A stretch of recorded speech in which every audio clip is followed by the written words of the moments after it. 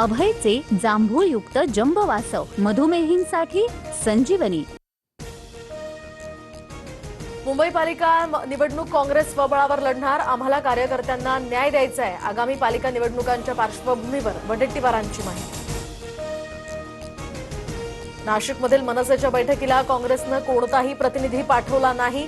कुणी गेले असतील तर नोटीस पाठवणार, सपकाळांचं वक्तव्य। तर मनसे युतीचा प्रस्ताव आल्यास राष्ट्रीय पातळीवर चर्चा करू, सपकाळांची माहिती। आगामी निवडणुकांमधील युती संदर्भात समीर भुजबळ आणि गिरीश महाजनांमध्ये चर्चा। नाशिकमध्ये भाजप आणि राष्ट्रवादीची युती होणार का, याकडे सर्वांचं लक्ष।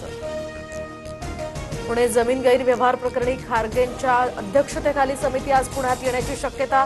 42 कोटींचं मुद्रांक शुल्क आकारलं जाणार, मात्र कंपनीचं भांडवल 1 लाख असताना 42 कोटी कोण भरणार, असा सवाल उपस्थित। राज ठाकरेंच्या सुरक्षेचा वरिष्ठ पोलीस अधिकाऱ्यांकडून आढावा। शिवतीर्थ निवासस्थानाबाहेरील गस्त आता वाढवली।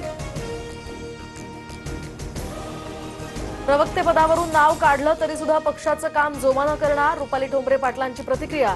तर कारवाईविषयी अजित पवारांना भेटून बोलणार असल्याचीही माहिती।